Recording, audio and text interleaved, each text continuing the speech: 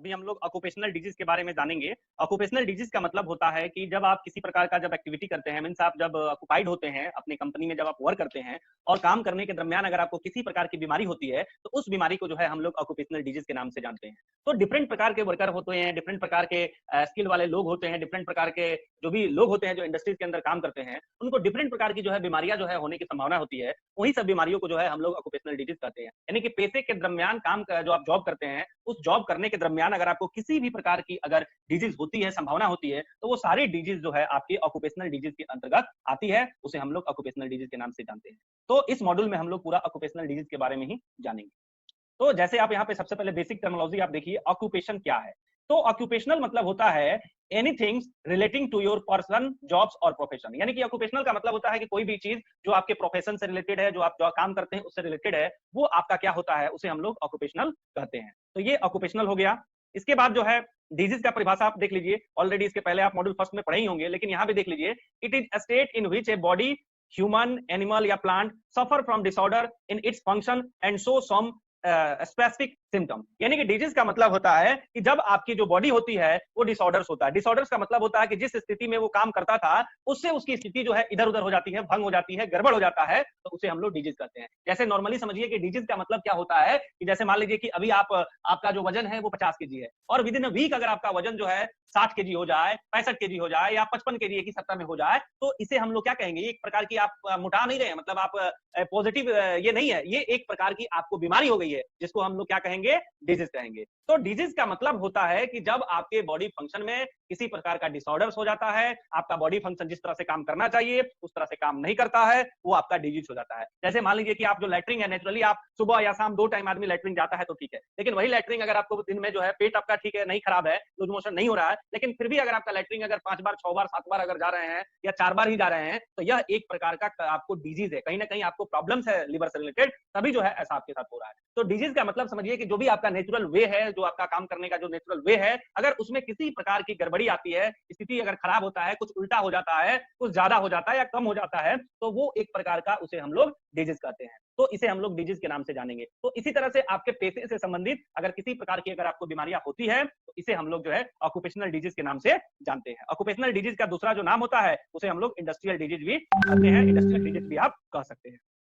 इसके बाद हम लोग देखेंगे पूरा ऑक्युपेशनल डिजीज, कि पूरा ऑक्युपेशनल डिजीज जो है वो क्या है। तो ऑक्युपेशनल डिजीज का मतलब जैसा ऑलरेडी हमने बता चुका है कि कोई भी वर्कर अगर इंडस्ट्रीज में काम करता है, अगर वहां पे उसको किसी प्रकार की अगर बीमारियां होती है या होने की संभावना होती है, तो वो सारा जो है वो पूरा ऑक्युपेशनल डिजीज के अंतर्गत आता है। तो यहाँ पे डेफिनेशन हम लोग समझेंगे, if the worker work in such hazardous environment, यानी कि वर्कर अगर किसी भी प्रकार का हैजार्डियस इन्वायरमेंट में काम कर रहा है। अब हैजार्डियस इन्वायरमेंट मतलब क्या होता है? हैजार्डियस इन्वायरमेंट का मतलब होता है कि जहां पे आप काम कर रहे हैं और वहां पे दुर्घटना होने की संभावना ज्यादा है, वहां पे पेट्रोकेमिकल्स रखे हुए हैं, वहां पे फ्लामेबल मटेरियल्स काफी ज्यादा मात्रा में रखे हुए हैं। तो इस प्रकार की जो सिचुएशंस होती है, या फिर वहां पे जो वायर है, तार है, बिखरे पड़े हैं, कंडीशन जो है आपका अनसेफ कंडीशन वहां की स्थिति है, तो वो हम उसे कंडीशन को जो है हम लोग हैजार्डियस एनवायरनमेंट कहते हैं। तो अगर वर्कर किसी भी प्रकार का हैजार्डियस एनवायरनमेंट में अगर काम करता है, जैसे मान लीजिए ये भी हो सकता है कि मे बी वहां पे केमिकल्स रिलीज हो रहा है, वहां पे डस्ट पार्टिकल्स काफी ज्यादा आ रहा है, तो ये पूरा का पूरा जो है हैजार्डियस एनवायरनमेंट इसे हम कहते हैं। And they are liable to become victims of various disease, और वहां पे लेबल संभावना होती है बिकम होने की, वेरियस प्रकार के डिजीज होने की जो संभावना होती है, कॉल्ड ऑक्युपेशनल डिजीज, तो उसे हम ऑक्युपेशनल डिजीज कहते हैं, which can also be termed as industrial disease. यानी कि ऑक्युपेशनल डिजीज जो होता है उसका दूसरा नाम होता है, उसे हम लोग इंडस्ट्रियल डिजीज भी कहते हैं। ऑक्युपेशनल का मतलब हो समझ लीजिए कि आपके रिलेटेड टू योर प्रोफेशन, और डिजीज का मतलब बीमारी, यानी कि पेशे के दरमियान अगर किसी भी प्रकार को आपको बीमारी होती है इंडस्ट्रीज के अंदर, आप जो एक्टिविटी करते हैं उसे हम लोग जो है ऑक्युपेशनल डिजीज कहते हैं। जैसे मान लीजिए कि आप काम कर रहे हैं, और जैसे मान लीजिए कि आप आईटी का काम कर रहे हैं और आपका डेस्क और आपका जो चेयर है उसकी सिटिंग अरेंजमेंट अगर सही से नहीं है और लंबे समय तक अगर आप वहां पे काम करते हैं, तो वहां पे आपको बैक पेन हो सकता है, आपकी जो फिंगरिंग है वहां पे टिंगलिंग होने लगेगा, सूजन आ जाएगा उसमें। तो इस प्रकार की जो सिचुएशन होती है, ये पूरा का पूरा ऑक्युपेशनल डिजीज के अंतर्गत ही आती है, तो इसे हम ऑक्युपेशनल डिजीज के नाम से जानते हैं। तो इस तरीके से आपने डेफिनेशन समझ गया कि ऑक्युपेशनल डिजीज जो है वो क्या होती है। इसके बाद जो है हम लोग ऑक्युपेशनल डिजीज के डिटेल्स में जानेंगे। जैसे यहाँ पे आप देख रहे हैं, जैसे इस प्रकार का जो सिम्टम आप देख रहे हैं, जो यहाँ पिक्चर के माध्यम से आपको दिखाया जा रहा है, तो ये इस प्रकार की जो कंडीशन होती है, जैसे यहाँ पे इसके नेक में पेन हो रहा है, यहाँ पे व्यक्ति के हाथों में दर्द हो रहा है, तो ये आपका कीबोर्ड चलाने की वजह से है। और यहाँ पे इनका जो सिटिंग अरेंजमेंट जो है, जैसे आप यहाँ पे देख रहे हैं, ये जो सिटिंग अरेंजमेंट है वो सही नहीं है। तो इस सिटिंग पोस्चर में अगर कोई भी व्यक्ति काम करेगा तो उसके ऑक्युपेशनल डिजीज निश्चित है होगी। तो ये सारा का सारा जो पिक्चर आप देख रहे हैं, ये पूरा ऑक्युपेशनल डिजीज का ये मतलब दर्शा रहा है कि ये व्यक्ति जो है ऑक्युपेशनल डिजीज से ग्रसित है। अब यहाँ पे देखिए classifications of occupational disease, occupational disease को यहाँ पे क्लासिफाई किया गया है। तो disease caused by the physical condition, एक आपको फिजिकल कंडीशन के अंतर्गत होता है। दूसरा जो है आपका लॉन्ग कॉजेज, डस्ट से जो प्रॉब्लम होती है। तीसरा बायोलॉजिकल एजेंट होता है जिसके बारे में हम लोग डिटेल जानेंगे। चौथा होता है हैजार्डियस केमिकल्स एंड पांचवा होता है ऑक्यूपेशनल डर्मेटोसिस। तो ये 5 प्रकार के जो ऑक्यूपेशनल डिजीज यहाँ पे क्लासिफाई करेंगे, हम लोगों को एक एक के बारे में डिटेल में हमें जानना है। तो ये समझिए कि क्लासिफिकेशन से ऑक्यूपेशनल डिजीज को यहाँ पे वर्गीकृत किया गया है। तो अब सबसे पहला हम लोग स्टार्ट करेंगे कि disease caused by the physical condition, यानी कि फिजिकल कंडीशन के अंतर्गत जो है कौन कौन सी डिजीज है जो आपके फिजिकल कंडीशन के अंतर्गत आती है। तो यहाँ पे आप देख रहे हैं डिजीज और health hazard caused by the physical condition are as follow, यानी कि फिजिकल कंडीशन के अंतर्गत कौन कौन सी डिजीज है। तो यहाँ पे आप देख सकते हैं डिजीज और health hazard due to excess temperature और हीट, यानी कि डिजीज और हेल्थ हैजार्ड जो है अगर एक्सेस टेम्परेचर, अगर हीट, अगर किसी वर्क प्लेस पे अगर होता है तो इससे भी जो है काफी ज्यादा मात्रा में आपको प्रॉब्लम होगी जो आपको ऑक्यूपेशनल डिजीज के अंतर्गत आएगी। इसके साथ साथ डिजीज और health hazard due to excess cold, अगर एक्सेस कोल्ड होता है तो वो भी हमारे सेहत के लिए हार्मफुल है, ये भी आपका ऑक्यूपेशनल डिजीज का एग्जांपल है। डिजीज और health hazard due to sudden change in temperature, अगर टेम्परेचर में किसी प्रकार की चेंजिंग आती है तो इससे भी आपको प्रॉब्लम होता है, ये भी आपका ऑक्यूपेशनल डिजीज का एक एग्जांपल कारण हो सकता है। और हो सकता है ऑक्यूपेशनल डिजीज में जो फिजिकल कंडीशन है उसी के अंतर्गत आता है। डिजीज और health hazard due to defective illumination, अगर इल्यूमिनेशन की कमी है तो ये भी आपका फिजिकल कंडीशन के अंतर्गत है। डिजीज और health hazard due to radiation, जो रेडिएशन फैक्टर है ये भी इसी में है। डिजीज और health hazard due to excess noise and vibration, तो ये सारा जो है आप यहाँ पे देख रहे हैं ये आपका डिजीज और हेल्थ हैजार्ड जो है वो फिजिकल कंडीशन के अंतर्गत इतने सारे प्रकार के डिजीज होती है। इसके बारे में भी हम लोग एक एक करके जो है डिटेल समझेंगे, देखेंगे। और सबसे पहला जो है डिजीज और health hazard due to excess temperature और हीट है, तो सबसे पहले हम लोग इसको देखेंगे।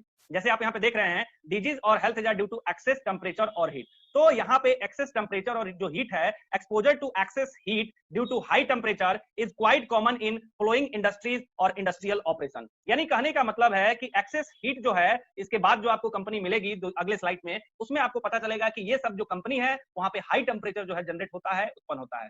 तो इसके बारे में जो है आप अगले स्लाइड में देखेंगे कौन कौन सी कंपनी है जिसमें ज्यादा मात्रा में हाई टेम्परेचर में हीट उत्पन्न होता है। तो एक्सेस अगर हीट उत्पन्न होता है तो ये भी हमारे सेहत के लिए बहुत ही हार्मफुल है और इससे हमको काफी ज्यादा मात्रा में जो है फिजिकली प्रॉब्लम हो सकता है। जैसे आप यहाँ पे देख रहे हैं iron and steel industries, iron और जो स्टील इंडस्ट्रीज है जहाँ पे आयरन बनाया जाता है, जहाँ पे स्टील बनाया जाता है, वहां पे आप देख सकते हैं कि वहां पे हीट का जो टेम्परेचर होता है वो बहुत ही ज्यादा होता है। तो एक आयरन एंड स्टील इंडस्ट्रीज हो गया। दूसरा आपका फॉर्नेस है जिसमें किसी चीज को गलाया जाता है। ये इनसाइड आप देख रहे हैं कि फॉर्नेस ऐसा होता है कि जिसमें टेम्परेचर जो है काफी राइज करता है, काफी ज्यादा टेम्परेचर उसमें क्रिएट किया जाता है। तो ये आपका फॉर्नेस देख सकते हैं। तो जहाँ फॉर्नेस जिस कंपनी में है वहां भी आपका जो हीट है वो काफी ज्यादा मात्रा में उत्पन्न होता है। ब्लास्ट फॉर्नेस एंड कॉपल, यानी कि जो लोहा गलाने वाली जो भट्टी होती है जहाँ पे लोहा वगैरह को गलाया जाता है, वहां भी काफी ज्यादा मात्रा में जो है टेम्परेचर उत्पन्न होता है, हीट उत्पन्न होता है, तभी वो गलता है। सीट ग्लास फैक्ट्री है जहाँ पे सीट ग्लास की जो सीट वगैरह बनाया जाता है वहां भी काफी ज्यादा मात्रा में हीट उत्पन्न करना पड़ता है, तभी जाके वो बन पाता है। इसके साथ साथ टीन प्लेट फैक्ट्री है जहाँ पे टीन वगैरह हम लोग बनाते हैं, टीन वगैरह बनता है, वहां भी काफी ज्यादा मात्रा में हीट उत्पन्न होता है। इसके साथ साथ रोलिंग मिल्स जहाँ पे इस तरह का रोल बनाया जाता है, तो यहाँ भी जो है काफी ज्यादा मात्रा में हीट उत्पन्न होता है। तो ये सारी प्रकार की इंडस्ट्रीज है जहाँ पे एक्सेस मात्रा में हीट उत्पन्न होता है।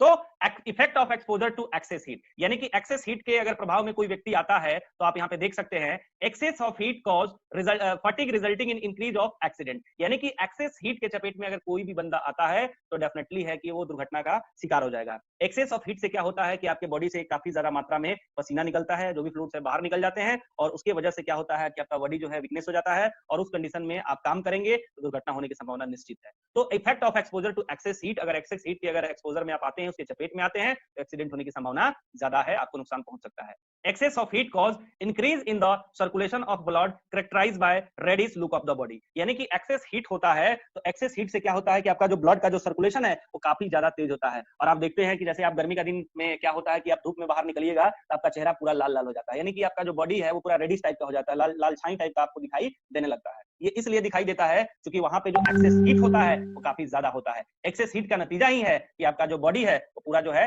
रेडिश टाइप का हो जाता है।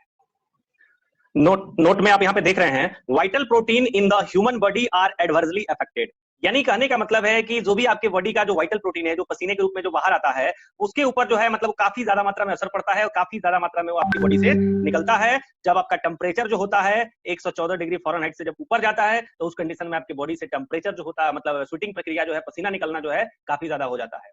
In general human can Fairlie withstand a temperature of 104 degree Fahrenheit, यानी कि 104 डिग्री फॉरेनहाइट तक जो है आदमी जो है समझिए कि सही तरीके से सुरक्षित फील करता है, मतलब उतना ज्यादा दिक्कत नहीं होती है। लेकिन जैसे ही आपका जो टेम्परेचर 104 डिग्री से जब ऊपर जाता है तो उसके बाद जो है प्रॉब्लम होने लगता है। तो कहने का मतलब है कि किसी भी चीज का आवश्यकता से अधिक होना और आवश्यकता से कम होना दोनों में प्रॉब्लम है। तो उसी तरह से जो हीट है अगर आवश्यकता से ज्यादा होगा या कम होगा तो कोल्ड में का प्रॉब्लम हो जाएगा, और ज्यादा होगा तो हीट का प्रॉब्लम हो जाएगा। तो इस कंडीशन में अगर व्यक्ति जो है एक्सपोजर में आता है, एक्सेस हीट के एक्सपोजर में आता है, उसके चपेट में आता है, तो आदमी को फटीग होता है, आदमी थक जाता है, और जिसका नतीजा होता है कि वो एक्सीडेंट हो जाता है। और एक्सेस ऑफ जो हीट होता है उससे आपका बॉडी जो है पूरा का पूरा रेडिश टाइप का हो जाता है, पूरा लाल, आपको लालछाई टाइप का हो जाता है, पूरा रेडिश टाइप का आपका बॉडी दिखाई देने लगता है। तो इस तरीके से आपने देखा effect of exposure to excess heat. अब इसके बाद जो है हम लोग देखेंगे फॉरेनहाइट से डिग्री सेल्सियस में निकालना और डिग्री सेल्सियस से फॉरेनहाइट में निकालना। क्योंकि हमको टेम्परेचर को मेजरमेंट करना बहुत ही जरूरत होता है। टेम्परेचर को जो हम डिग्री से फॉरेनहाइट में कैसे निकालते हैं, फॉरेनहाइट से डिग्री सेल्सियस में कैसे निकालते हैं, जैसे कि बहुत सारे लोगों के कंफ्यूजन होता है कि फॉरेनहाइट, जैसे कि आप लोगों में बहुत लोगों के कंफ्यूजन होता है कि बुखार जो होता है उसको डिग्री सेल्सियस में आप लोग बोलते हैं, जबकि जो बुखार हम लोग जो होता है उसको मेजर करते हैं वो फॉरेनहाइट में नापते हैं। सिंपल सा कॉन्सेप्ट समझिए कि जब टेम्परेचर 40 से ऊपर जाता है तो आपको प्रॉब्लम हो जाता है, और टेम्परेचर मैक्सिमम जो होता है आप देखते हैं 42-43 तक जाता है, 45 तक जाता है, या 50 तक मान लीजिए जाता है, अपने यहाँ इंडिया की मैं बात कर रहा हूँ। लेकिन अगर वही टेम्परेचर आप जब बुखार होता है तो आप कहते हैं कि डिग्री सेल्सियस में नापते हैं उसी टेम्परेचर को, तो साथियों वो टेम्परेचर आपका डिग्री सेल्सियस में नहीं होता है, वो आपका फॉरेनहाइट में होता है। तो अभी हम लोग जो है इसके बारे में डिटेल में जानेंगे। तो टेम्परेचर जो होता है इसको जो हम लोग देखते हैं, मेजर करते हैं, ये डिग्री सेल्सियस में होता है, फॉरेनहाइट में होता है एंड डिग्री केल्विन में होता है। ये तीन मापन जो होता है वो ज्यादा चलता है, तीन तरीके से हम लोग यूनिट में ज्यादा मेजर करते हैं, degree Celsius, Fahrenheit and kelvin. तो सी जहां पे आएगा उसे सेल्सियस समझिएगा, आपका एफ आएगा मतलब फॉरेनहाइट, और के आएगा तो ये केल्विन होगा। तो अभी हम लोग जो है इसके बारे में डिटेल में जानेंगे कैसे इसको मेजर किया जाता है। अभी आपने देखा सेल्सियस, फॉरेनहाइट और केल्विन, इन तीनों के बारे में जानेंगे कि डिग्री सेल्सियस से कैसे फॉरेनहाइट में निकाला जाता है, कन्वर्ट किया जाता है, और कैसे डिग्री सेल्सियस से केल्विन में कन्वर्ट किया जाता है। तो इसके बारे में हम लोग जो है डिटेल में जानेंगे। तो जैसे आप यहाँ पे देख रहे हैं कि यहाँ पे जो डिग्री टू फॉरेनहाइट है, तो डिग्री टू फॉरेनहाइट में निकालने के लिए आपको इस फॉर्मूला का आपको इस्तेमाल करना होगा, जैसे C/5 F - 32/9। तो जैसे मान लीजिए कि अभी आपने पिछले पिछले स्लाइड में आपने देखा था कि वहां पे आपका जो फॉरेनहाइट था वो क्या था, आपका 104 था। तो 104 डिग्री फॉरेनहाइट था, और यहाँ पे हम लोगों ने क्या निकाला है, आपका degree Celsius degree to Fahrenheit, यानी कि डिग्री सेल्सियस से हम लोग फॉरेनहाइट में निकाला है। तो डिग्री सेल्सियस जो था आपका, यहाँ पे हम निकालने की कोशिश करेंगे कि डिग्री सेल्सियस से फॉरेनहाइट में कितना होता है। तो आप यहाँ पे देख रहे हैं C 40 हमने कहां से लिया, तो 40 जो है टेम्परेचर हमने लिया, और यहाँ पे जो है हमने ये 5 जो है, ये जो रूल्स है, नियम है, इसके अकॉर्डिंग मैंने लिया। आप यहाँ पे देख रहे हैं तो C जो है 40 जो है 40 डिग्री सेल्सियस हो गया, F हमको पता नहीं है, F निकालना है, और -32 हो गया। तो इस तरीके से यहाँ पे 5 से और 8 में जब हम डिवाइड करेंगे तो यहाँ पे क्या होगा, 8 आएगा। जब 8 होगा तो ये क्या होगा, ये ऊपर चला गया, और 9 जो है वो नीचे आ गया। तो इस कंडीशन में क्या होगा, ये क्रॉस मल्टीप्लाई आप लोगों को पता ही है, क्रॉस मल्टीप्लाई करेंगे तो क्या होगा, 8 9 72 हो जाएगा। जब 72 हो जाएगा तो ये आपका माइनस में है, तो ये आपका क्या हो जाएगा, प्लस में आ जाएगा। तो जब प्लस में आ जाएगा तो 72 और 32 ये दोनों को जोड़ेंगे तो आपका क्या होगा, 104 डिग्री फॉरेनहाइट, यानी कि यहाँ पे फॉरेनहाइट जो है वो 104 डिग्री में निकल गया। तो फॉरेनहाइट में निकालने से पहले आपको देखना होगा कि कितने डिग्री सेल्सियस को आप फॉरेनहाइट में निकालना चाहते हैं, उस हिसाब से आपको फॉरेनहाइट निकालना पड़ेगा। तो इस तरीके से अभी आपने देखा डिग्री टू फॉरेनहाइट। अभी हम लोग देखेंगे फॉरेनहाइट से डिग्री सेल्सियस में कैसे निकालना है। तो इसका उल्टा कर देना है, जैसे आप यहाँ पे देख रहे हैं फॉर्मूला यही है। अब यहाँ पे क्या हो गया है, यहाँ पे आप देखिए थोड़ा सा डिफरेंट हो गया है। यहाँ पे जैसे आप देख रहे थे कि यहाँ पे 40 ऑलरेडी हमने लिया था, यहाँ पे तो हमको C को निकालना है, यानी कि सेल्सियस को निकालना है, तो C को यहाँ पे हम ब्लैंक रखेंगे। C/5 इक्वल टू 104, 104 क्या हो गया, तो ये आपका फॉरेनहाइट हो गया, तो 104 हमने ले लिया, और यहाँ पे 32 हो गया, और यहाँ पे 9 हो गया। तो 104 में से -32 जाएगा तो कितना आएगा, 72 आएगा। तो यहाँ पे 72/9, और यहाँ पे इसको जब हम डिवाइड करेंगे तो 9 एकम 9, 9 8 72, तो बचा सिर्फ आपका यहाँ पे 8, और नीचे बचा 5। तो ये क्या हो गया, यहाँ पे मल्टीप्लाई कर देंगे फिर उसके बाद, तो C = 5 यहाँ से हमने ले लिया, और यहाँ से 8 ले लिया। तो 8 में 5 में 8 से जब गुणा करेंगे तो 8 × 5 = 40, यानी कि 40 डिग्री सेंटीग्रेड। तो यहाँ पे आपने देखा फॉरेनहाइट से डिग्री में कैसे निकाला जाता है, और उसके पहले आपने देखा कि डिग्री से फॉरेनहाइट में कैसे निकाला जाता है। दोनों चीज आपने देखा।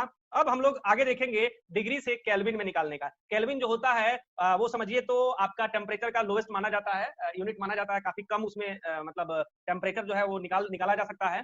तो डिग्री टू केल्विन जो है इसको आप अगर देखेंगे तो इसका जो फॉर्मूला है वो ये है, यानी कि C/5 = K - 273.15, ठीक है, बट्टा 5। तो यहाँ पे हमको K मतलब केल्विन हमें निकालना है, C का हमको पता रहता है कि 40 डिग्री सेंटीग्रेड है, और यहाँ पे 273 जो 0.15 है ये आपका नियम से आ गया। तो इसको निकालना बहुत ही आसान है। अब यहाँ पे सी को रख दीजिए, तो सी हो गया 40 और 273 को ऐड कर दीजिए। तो इस तरीके से आपका जो केल्विन है वो 313.15 डिग्री केल्विन, ये आपका केल्विन डिग्री सेंटीग्रेड से केल्विन में आपने निकाल लिया। तो इस तरीके से आपने देखा degree to Fahrenheit, Fahrenheit to degree, degree to Kelvin. तो इस तरीके से आपने देखा कि कैसे आप टेम्परेचर को जो है यूनिट को आप मेजर कर सकते हैं। फ़ारेनहाइट में है तो उसको डिग्री सेल्सियस में, अगर कहीं डिग्री सेल्सियस दिया है तो उसको फ़ारेनहाइट में अगर निकालना हो तो इस फॉर्मूला से आप जो भी निकालना है आप पूरा का पूरा निकाल सकते हैं।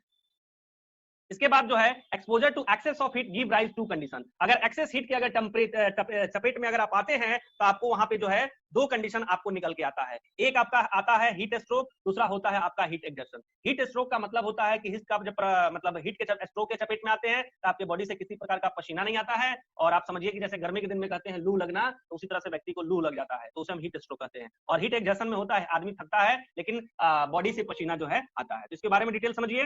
Heat stroke affect the thermogenic center located in the back of brain. यानी कि हीट जब ज्यादा होता है तो आप देखते हैं कि ज्यादा टेम्परेचर बढ़ता है तो आप कहते हैं कि हमारा दिमाग नहीं काम कर रहा है। ज्यादा टेम्परेचर बढ़ने पे आपका दिमाग जो है उतना काम नहीं करता है। तो हीट स्ट्रोक का जो असर होता है हमारे ब्रेन में जो थर्मोगोनिक सेंटर है उसके ऊपर पड़ता है। And this malady is characterized by rise in the body temperature. यानी कि इससे क्या होता है कि बॉडी का जो टेम्परेचर है वो बढ़ जाता है, ड्राई स्किन कंडीशन हो जाता है, सुस्त अवस्था में हो जाता है। And there is no perspiration. Perspiration का मतलब होता है पसीना, और उस समय आपको कोई पसीना नहीं आता है। सिंपल समझिए कि कंपनी में आप काम करते हैं और वैसे फैक्ट्री जिस फैक्ट्री में टेम्परेचर जो है काफी ज्यादा मात्रा में अगर उत्पन्न होता है और उस हीट के चपेट में अगर आप आते हैं तो वहां पे आपको हीट स्ट्रोक लगता है, वहां पे आपको बॉडी से कोई पसीना नहीं आता है। सेम एज जब आपको लू लगता है, जब सूर्य ज्यादा तेज होता है, टेम्परेचर ज्यादा नेचुरल तेज होता है और उस टेम्परेचर में जब जाते हैं तो टेम्परेचर का जब प्रभाव आपके बॉडी के ऊपर पड़ता है तो हीट स्ट्रोक हो जाता है। तो हीट स्ट्रोक होता है उसे हम लोग सन स्ट्रोक बोलते हैं, जो सूर्य के ताप से होता है। तो उस कंडीशन को हम लोग लू लगना बोलते हैं। तो लू लगना जब आदमी को लगता है तो आपने फील किया होगा कि पसीना नहीं होता है,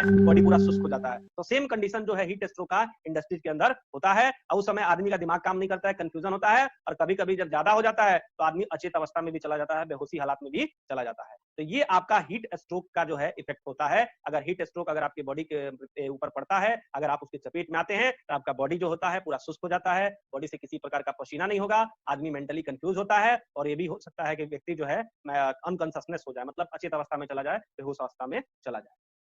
अब इससे बचने का उपाय क्या है? तो preventive measures for heat stroke. तो हीट स्ट्रोक से बचने का उपाय यही है कि provision of artificial ventilation by fan cooler. यानी कि आप जिस जगह पे काम कर रहे हैं, जिस कंपनी में काम कर रहे हैं, वहां पे जब हीट टेम्परेचर ज्यादा हो रहा है, इसका मतलब है कि नेचुरली वहां पे जो है टेम्परेचर कम नहीं हो पा रहा है। तो उस कंडीशन में आप क्या कर सकते हैं कि आर्टिफिशियल वेंटिलेशन का आप इस्तेमाल कर सकते हैं, आप फैन का यूज कर सकते हैं, आप कूलर का यूज कर सकते हैं, जिससे आपका जो टेम्परेचर होगा वो मेंटेन रहेगा। इसके साथ साथ provision of salt intake. Provision of salt intake का मतलब होता है कि आपको नमक पानी का घोल पीते रहना है, क्योंकि आपकी बॉडी से पसीना निकलना बंद हो जाता है। तो उस कंडीशन में आप नमक पानी का घोल पी के आप अपने बॉडी में मतलब पानी का जो लेवल है उस लेवल को आप मेंटेन कर सकते हैं, क्योंकि आपको पता है कि आपकी बॉडी जो है वो 3 हिस्सा पानी से ही बनी हुई है। तो आपको पर्याप्त मात्रा में नमक पानी का घोल पीते रहना है, ताकि जो भी आपकी बॉडी में जो फ्लूइड्स है, जो द्रव पदार्थ है, वो लेवल पे जो है बने रहे, वो घटे नहीं, वो कमी ना हो, क्योंकि उसकी कमी होगा तो आदमी को प्रॉब्लम हो सकता है। तो उसको मेंटेन करना है, आपको नमक पानी का घोल पीते रहना है। इसके साथ साथ provision of suitable protective clothing, example asbestos shoes. यानी कि आपको क्या करना है, आपको हीट से बचने के लिए जो भी प्रोटेक्टिव कॉस्ट्यूम का इस्तेमाल, वस्त्र का इस्तेमाल, कपड़े का इस्तेमाल जो है इंडस्ट्रीज के अंदर होता है,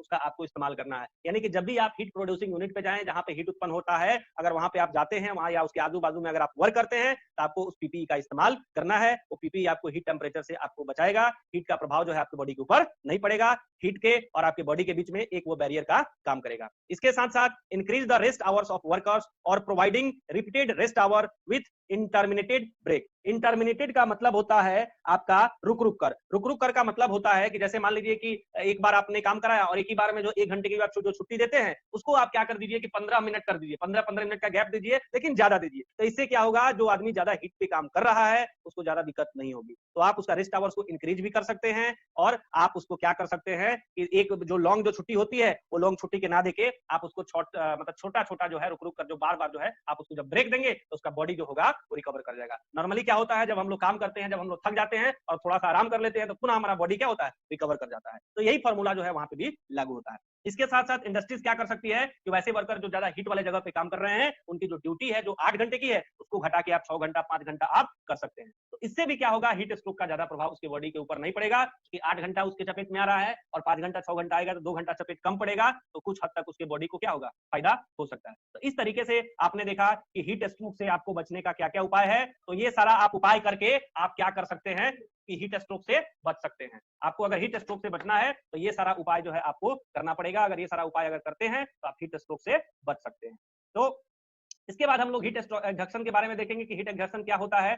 तो excessive heat cause depletion of body salt and fluid. अगर एक्सेस अगर हीट होता है तो आपके बॉडी से क्या होता है, फ्लूइड जो है वो बाहर निकलता है, यानी कि पसीने के रूप में आपका बॉडी से जो फ्लूइड है वो बाहर निकल जाता है। Before selecting workers in such industries, यानी कि इस प्रकार के इंडस्ट्रीज में अगर वर्कर का अगर आप सिलेक्शन करते हैं जहां पे इन्वॉल्विंग एक्सेस ऑफ हीट, ज्यादा मात्रा में हीट उत्पन्न होता है, the worker should undergo heat tolerant test. तो वर्कर का जो है हीट टॉलरेंट टेस्ट जो है वो हो जाना चाहिए। अगर वर्कर का हीट टॉलरेंट टेस्ट अगर हो जाता है तो हीट टॉलरेंट टेस्ट से फायदा ये होता है कि आपको पता चल जाता है कि ये जो वर्कर है वो हीट वाले जगह पे काम करने के लायक है कि नहीं है। जैसा कि हीट टॉलरेंट टेस्ट का मतलब होता है हीट को सहने की क्षमता आपके अंदर कितनी है। जैसा आप लोग देखते हैं गर्मी का दिन में क्या होता है कि वह व्यक्ति जो ज्यादा टेम्परेचर भी बढ़ जाता है, ज्यादा गर्मी भी होता है, फिर भी उसको ज्यादा विशेष दिक्कत नहीं होता है। और वैसे लोग जिनको थोड़ा मोड़ा अगर हीट बहुत बढ़ता है, टेम्परेचर बढ़ता है, गर्मी होती है तो उनको ज्यादा प्रॉब्लम हो जाता है। और वैसे भी लोग हैं जो ज्यादा ठंडी हो जाता है तो उनको ठंडा नहीं लगता है। और तो इस प्रकार का क्या है कि डिफरेंट डिफरेंट प्रकार के अलग अलग प्रकार के लोग होते हैं जिनकी सहनशील जो क्षमता होती है वो अलग अलग होती है। तो यहाँ पे आपको क्या करना है कि हीट टॉलरेंट टेस्ट जो है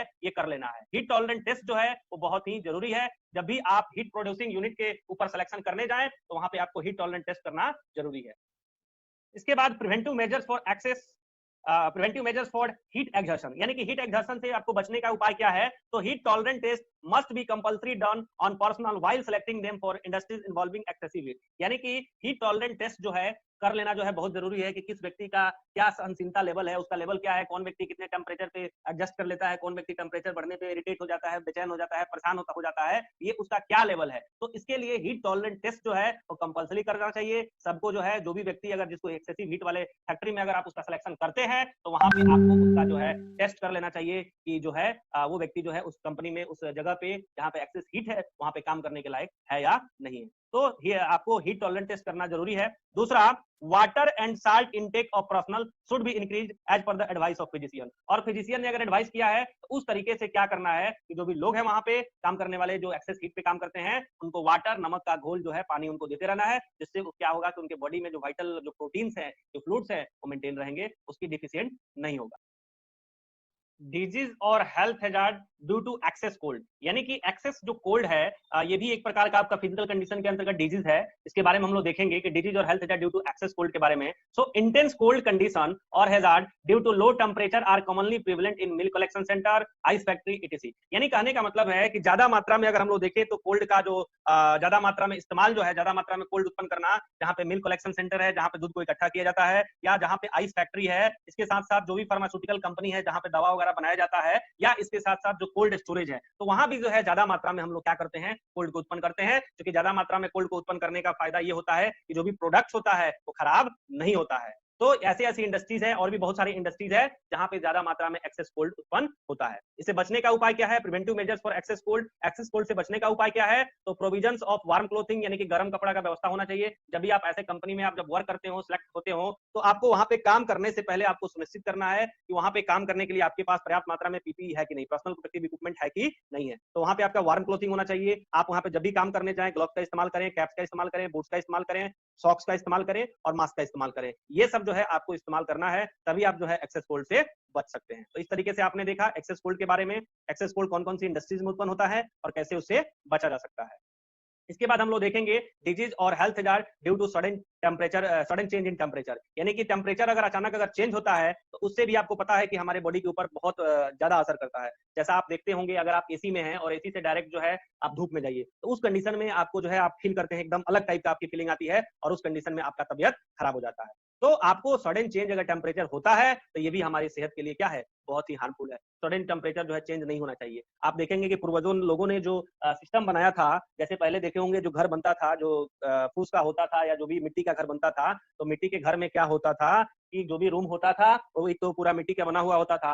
दूसरा चीज क्या होता था कि उसमें अगर आपको रूम में जाना है तो रूम में जाने से पहले उसारा, जिसको हम लोग कहते हैं, पहले आपका उसारा हुआ करता था। आप उसारा के माध्यम से आप उस रूम में जाते थे, आप डायरेक्ट रूम में नहीं जाते थे। तो इससे क्या होता था, आपका बॉडी जो है उसारा में जाते थे, उसके बाद रूम में जाते थे, तो उसकी उसारा जो होता था वो चारों तरफ से खुला होता था, तो आपका बॉडी उतना देर में क्या होता है, एडजस्ट कर लेता है। और आप रूम में जाते हैं तो आपको ज्यादा असर नहीं होता है, या आप रूम में जो ठंडा होता है, ठंडा से बाहर आते हैं तो आप उसारा में आते हैं, तो उतना देर में आपका जो बॉडी होता है वो एडजस्ट कर लेता है। तो सडन अगर चेंज होगा, जैसे मान लीजिए कि आप रूम में हैं और रूम पूरा एसी है, सीधे दरवाजा खोल रहे थे, सीधे धूप पड़ रहा है, तो उस कंडीशन में आपका जो बॉडी होगा वो तुरंत जो है उसके असर मतलब चपेट में आएगा, आपकी बॉडी के ऊपर जो है सडन चेंज ऑफ टेम्परेचर का असर पड़ेगा और आपको जो है बीमारी हो सकती है, आपको कोल्ड लग सकता है, आपको ब्रोंकाइटिस हो सकती है, आपको खांसी पकड़ सकता है। तो ये प्रभाव जो है सडन चेंज ऑफ टेम्परेचर से होता है। दूसरा चीज, आप लोग ट्रेन को देखते हैं तो ट्रेन में देखिएगा कि अक्सर जो भी एसी बॉगी होता है वो रुकता है तो शेड के नीचे ही रुकता है, स्टेशन के ऊपर आपका शेड के पास में ही रुकता है, ताकि जब वो जहां पे रुकता है वहां से सीधे जो है मतलब शेड में ही व्यक्ति आए, धूप में ना जाए। क्योंकि इसलिए होता है क्योंकि व्यक्ति क्या होता है, एक तो एसी में वहां पे रहता है, ट्रेन के अंदर बोगी में एसी में रहता है, और एसी से जब बाहर निकलने की कोशिश करता है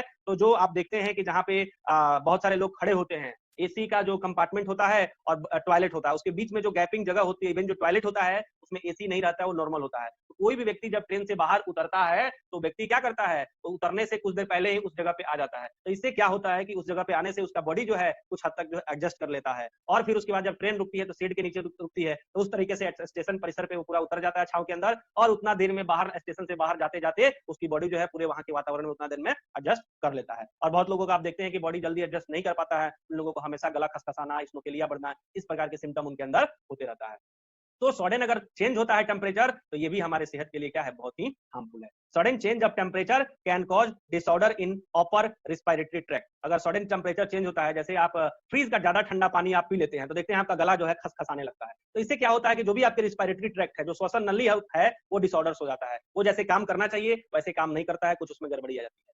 Cold, bronchitis and a host of such disease may be caused as a result of sudden change of temperature। यानी कि ठंडा लगना, ब्रोंकाइटिस होना और विभिन्न प्रकार की बीमारियों का हो जाता है अगर आप जो है सडन चेंज ऑफ टेम्परेचर के रिजल्ट में आते हैं, मतलब सडन चेंज ऑफ टेम्परेचर के चपेट में आते हैं, तो आपकी बॉडी में कोल्ड, ब्रोंकाइटिस और विभिन्न प्रकार की बीमारी जो है आपको हो जाती है। इसके साथ साथ आपको क्या करना है, प्रिवेंट ऑफ दिस मलाडी, मलाडी मतलब होता है बीमारी, इस बीमारी से आपको बचना है तो ट्रांजिशन रूम, यानी कि डायरेक्ट आप उसमें ना जाएं, उसमें एंट्री करने से पहले ट्रांजिशन रूम होके जाएं, और इसके साथ साथ आप उसके एंटर रूम भी कह सकते हैं, मे बी कंस्ट्रक्टेड, यानी कि एंटर रूम होके ही आपको जाना है, डायरेक्ट जो है आपको रूम में नहीं जाना है, क्योंकि डायरेक्ट आप जहां पे एसी लगा हुआ जो रूम है उसमें आप डायरेक्ट जाएंगे, आपका बॉडी के ऊपर जो है सडन चेंज ऑफ टेम्परेचर का असर हो सकता है। तो आप सडन चेंज ऑफ टेम्परेचर का असर आपके बॉडी के ऊपर ना हो, इसके लिए आपको ट्रांजिशन रूम जो है आपको बनाना चाहिए, क्योंकि डायरेक्ट आप उसमें एंट्री ना करें, उससे पहले जो है आप जो है खाली जगह हो वहां पे आप जाएं, और वहां पे जो है कोल्ड जो है ज्यादा ना हो, उसके बाद जो आप अंदर जाएं, तो इससे क्या होगा, आपका बॉडी मेंटेन करेगा और आपकी बॉडी के ऊपर सडन चेंज ऑफ टेम्परेचर का जो असर होगा वो ज्यादा नहीं होगा। तो ये जो पूरा था ये था डिजीज और health hazard due to sudden change of temperature. तो अभी आपने समझा कि सडन अगर टेम्परेचर चेंज करता है तो इससे भी हमारे बॉडी के ऊपर जो है प्रतिकूल असर होता है। इसके बाद हम लोग देखेंगे डिजीज और health hazard due to defective illumination. अगर इल्यूमिनेशन भी अगर गड़बड़ है कंपनी के अंदर तो ये भी जो है समझिए कि एक बहुत बड़ी प्रॉब्लम है, यहाँ भी जो है दुर्घटना होने की संभावना हो सकता है, और इवन जो है डेफनेस भी आदमी को हो सकता है। तो डिजीज और health hazard due to defective illumination, inadequate और defective illumination inside a factory complex और its vicinity can cause accident. यानी किसी भी इंडस्ट्रीज के अंदर, किसी भी फैक्ट्री के अंदर, किसी भी कंपनी के अंदर अगर अपर्याप्त रूप में अगर इल्यूमिनेशन है, अगर अपर्याप्त रूप में वेंटिलेशन है, अगर अपर्याप्त रूप में लाइट की मात्रा अगर अपर्याप्त रूप में अगर वहां पे है, इनएडिक्वेट और डिफेक्टिव इल्यूमिनेशन अगर है, तो इससे समझिए कि आप जब काम करेंगे तो आपको सही से दिखाई नहीं देगा और उस कंडीशन में आप दुर्घटना का शिकार हो सकते हैं। इसके साथ साथ आपको क्या हो सकता है, हेल्थ रिलेटेड प्रॉब्लम आपको हो सकता है, आपको आई प्रॉब्लम हो सकती है, क्योंकि अगर लाइट कम होगा तो ज्यादा आपके आंख का दबाव लगेगा, अगर लाइट ज्यादा होगा तो इससे भी आपको प्रॉब्लम होगा। तो अगर लंबे समय तक अगर इस कंडीशन में अगर काम करेंगे तो यहाँ से आपको ऑक्यूपेशनल डिजीज हो सकती है, आई प्रॉब्लम यहाँ से आपको हो सकता है। इसके बाद हम लोग देखेंगे डिजीज और health hazard due to radiation, यानी कि रेडिएशन से क्या प्रॉब्लम है। तो आप जानते हैं कि रेडिएशन जो है हमारे चारों ओर, जिधर आप देखें हर जगह आपको दिन भर और हम कहें तो रात भर जो है हम लोग रेडिएशन के चपेट में रहते हैं। रेडिएशन जो विकिरण जो निकलता है, जैसे आप मोबाइल फोन देखते हैं, आप लैपटॉप देखते हैं, आप टीवी देखते हैं, आप कहीं भी आते हैं जाते हैं, लाइट मिलता है, वो अभी हर जगह से क्या होता है, रेडिएशन निकलता है। सो रेडिएशन जो होता है can be classified as ionizing and non ionizing radiation type. यानी कहने का मतलब है कि कोई आपसे पूछता है कि रेडिएशन कितने प्रकार का होता है, तो आप बता सकते हैं कि रेडिएशन दो प्रकार का होता है। कौन कौन? एक आइनोजिंग रेडिएशन, दूसरा जो है नॉन आइनोजिंग रेडिएशन। यानी कि आयोनाइजिंग रेडिएशन क्या होता है, जो ज्यादा मात्रा में नुकसानदेह होता है हमारे लिए, ज्यादा वो हानिकारक होता है, और नॉन आयोनाइजिंग जो रेडिएशन होता है वो ज्यादा मात्रा में नुकसान नहीं करता है। तो इस तरीके से जो रेडिएशन होता है वो दो प्रकार से होते हैं, आयोनाइजिंग रेडिएशन और non ionising radiation. Ionising effect on human body, ionising जो होता है वो ज्यादा मात्रा में ह्यूमन बॉडी के मतलब ह्यूमन के ऊपर उसका असर होता है। The toxic effect of ionizing radiation are of two type, namely acute and chronic. यानी कि जो आयोनाइजिंग रेडिएशन है उसका प्रभाव हमारे बॉडी पे दो तरह से पड़ता है, एक आपका एक्यूट और दूसरा होता है क्रोनिक। एक्यूट का मतलब होता है कि जिसका पता तुरंत चला जाए उसे हम एक्यूट डिजीज कहते हैं, और क्रोनिक का मतलब होता है कि जिसका पता लंबे समय के बाद चले उसे हम क्या कहते हैं, क्रोनिक कहते हैं। तो the acute type that the effect of ionizing radiation are immediate, यानी कि जो एक्यूट टाइप के जो रेडिएशन होते हैं उसका असर जो है तुरंत हमारे बॉडी के ऊपर पड़ता है, जबकि जो chronic type indicate due courses of time, यानी कि जो क्रोनिक टाइप होता है उसका काफी ज्यादा मात्रा में असर जो है लंबे समय के बाद पड़ता है। यानी कि जो रेडिएशन आपके बॉडी के ऊपर पड़ता है उसका असर आपके बॉडी के ऊपर एक तो तुरंत हो जाता है कि रेडिएशन के चपेट में आए, आपको वोमिटिंग टेंडेंसी हो गया, आपको उल्टी होने लगा, तो ये आपको तुरंत पता चल जाता है। लेकिन अगर इसका क्रोनिक अगर इफेक्ट अगर हुआ है, समझिए कि वो जल्दी पता नहीं चलता है, जैसे आपका कैंसर हो गया, स्टेरिलिटी हो गया, नपुंसकता हो गया, तो ये सब जो है लंबे समय के बाद पता चलता है। तो इसे हम लोग जो है क्रोनिक टाइप जो है इंडिकेट करते हैं। तो रेडिएशन जो होता है वो दो तरह से होता है, एक आपका जो होता है आयोनाइजिंग और दूसरा नॉन आयोनाइजिंग। आयोनाइजिंग टाइप जो रेडिएशन होता है वो काफी ज्यादा हार्मफुल होता है ह्यूमन हेल्थ के लिए, जबकि नॉन आयोनाइजिंग जो होता है वो उतना ज्यादा हार्मफुल नहीं होता है। जो रेडिएशन होता है, आयोनाइजिंग रेडिएशन होता है, उसका दो तरह से उसका प्रभाव आपके बॉडी के ऊपर पड़ता है, एक होता है एक्यूट और दूसरा होता है क्रोनिक। एक्यूट का मतलब होता है कि जिसका पता तुरंत चल जाता है, और क्रोनिक होता है जिसका पता लंबे समय के बाद चलता है। अब देखिए four types of ionizing radiation. Ionising जो रेडिएशन होते हैं वो चार प्रकार के होते हैं, alpha particle, beta particle, gamma particle और एक्सरे। यानी कि आयोनाइजिंग रेडिएशन जो है वो चार तरह से होते हैं, कौन कौन, अल्फा, बीटा, गामा और एक्सरे। ये इस प्रकार के जो रेडिएशन होते हैं वो सब जो है आयोनाइजिंग रेडिएशन के कैटेगरी में आते हैं। इसे हम लोग आयोनाइजिंग रेडिएशन के टाइप कहते हैं। इसमें आपका अल्फा, बीटा, गामा और एक्सरे आता है। Main control measure for ionising radiation, ionising radiation से आपको बचने का उपाय क्या है, तो आप कोशिश करें कि आप जो है कम समय के लिए जो है कम टाइम के लिए आप उसके चपेट में आए, नंबर वन। नंबर टू, जहां पे भी रेडिएशन सोर्स है उससे आप डिस्टेंस बनाए, यानी कि ज्यादा डिस्टेंस में आप काम करें ताकि ज्यादा असर जो है रेडिएशन का आपके ऊपर ना पड़े। और तीसरा चीज शील्डिंग, शील्डिंग का मतलब होता है ढकना, यानी कि आप वहां पे कुछ शील्डिंग लगा दें ताकि रेडिएशन का जो असर है वो डायरेक्ट जो है आपके ऊपर ना आए, आपकी बॉडी के ऊपर ना पड़े। तो इस तरीके से आप टाइम घटा के, डिस्टेंस बढ़ा के और शील्डिंग लगा के आप जो आयोनाइजिंग रेडिएशन है उसके प्रभाव से आप बच सकते हैं। जैसे आप यहाँ पे देख रहे हैं control measures for ionising radiation से का कंट्रोल मेजर्स क्या है, तो आप क्या कर सकते हैं कि आप टाइम लिमिट, यानी कि कम समय में आप इसके चपेट में आए, आप इंक्रीज बढ़ा दिए, डिस्टेंस बढ़ा दीजिए, ज्यादा दूर हो जाइए ताकि उसका असर ना पड़े, और एक शील्डिंग इस तरह का लगा दीजिए। शील्डिंग का मतलब होता है बैरियर हो गया, यानी कि डायरेक्ट जो है आप रेडिएशन के चपेट में, आयोनाइजिंग रेडिएशन के चपेट में आप डायरेक्ट नहीं आ रहे हैं। तो इस तरीके से आपने देखा कि आयोनाइजिंग रेडिएशन को कैसे कंट्रोल किया जाता है। तो आयोनाइजिंग रेडिएशन को कंट्रोल करने के लिए आप क्या कर सकते हैं, टाइम लिमिट, टाइम को लिमिट कर दीजिए, कम देर के लिए कर दीजिए, आप डिस्टेंस बढ़ा दीजिए वहां से, और इसके साथ साथ शील्ड का इस्तेमाल कर सकते हैं। तो इस तरीके से हम लोग क्या कर सकते हैं कि आयोनाइजिंग रेडिएशन से हम अपने आप को बचा सकते हैं। आयोनाइजिंग रेडिएशन से जो है टाइम जो है घटा के, डिस्टेंस बढ़ा के और शील्डिंग करके हम लोग जो है बच सकते हैं। अब देखिए two types of non ionising radiation, यानी कि नॉन आयोनाइजिंग जो रेडिएशन होता है ये आपका दो तरह का होता है, infrared radiation and ultraviolet radiation. Infrared radiation और अल्ट्रावायलेट रेडिएशन ये जो होता है ये नॉन आयोनाइजिंग रेडिएशन होते हैं। इसके दो टाइप्स होते हैं जिसे हम लोग जो है इंफ्रारेड रेडिएशन और अल्ट्रावायलेट रेडिएशन के नाम से जानते हैं।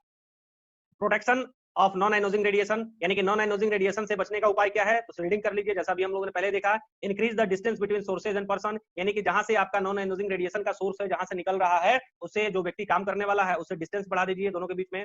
Reducing the duration of exposure, इसके साथ साथ वहां पे उसकी टाइम को कम कर दीजिए कि जितना देर की उसकी ड्यूटी है, अगर रेडिएशन के चपेट में अगर आ रहा है तो उसकी जो पूरी ड्यूटी है उस ड्यूटी को क्या करिए, रिड्यूस कर दीजिए, तो इससे भी जो है ज्यादा मात्रा में असर उसको नहीं करेगा। इसके साथ साथ पीपीई का इस्तेमाल होना चाहिए। The use of barrier cream, barrier cream जो होता है आप लगा सकते हैं। बैरियर क्रीम क्या होता है, नॉर्मली एक तरह का क्रीम होता है जो अगर आप अपने स्क्रीन के ऊपर लगाते हैं तो स्किन के ऊपर लगाने के बाद स्किन के लिए वो एक बैरियर करता है, यानी कि जो भी बाहरी जैसे केमिकल्स हो गया या जो भी चीजें अगर आती है तो डायरेक्ट जो है आपके स्किन के ऊपर उसका असर ना पड़े। बहुत लोग आपको हीट से बचने के लिए, खास करके सूर्य की रोशनी से बचने के लिए हम लोग क्या करते हैं कि इस प्रकार के क्रीम का इस्तेमाल करते हैं, तो ये भी कर सकते हैं। इसके साथ साथ सेफ सिस्टम ऑफ वर्क या परमिट टू वर्क सिस्टम, आपको पता है कि जो भी आपका हॉट एरिया है जहां पे हॉट वर्क होता है उन सभी जगह पे परमिट टू वर्क सिस्टम का इस्तेमाल करते हैं। और परमिट टू वर्क सिस्टम क्या है, पार्ट है सेफ सिस्टम ऑफ वर्क का। तो सेफ सिस्टम ऑफ वर्क को अगर हम फॉलो करते हैं तो यानी कि सुरक्षित तरीके से काम करने के मेथड को हम फॉलो कर रहे हैं, इससे भी आपका नॉन आयोनाइजिंग रेडिएशन होगा, इसका असर आपके ऊपर पड़ेगा नहीं, क्योंकि इससे लिए जो भी प्रिकॉशन है, सावधानियां है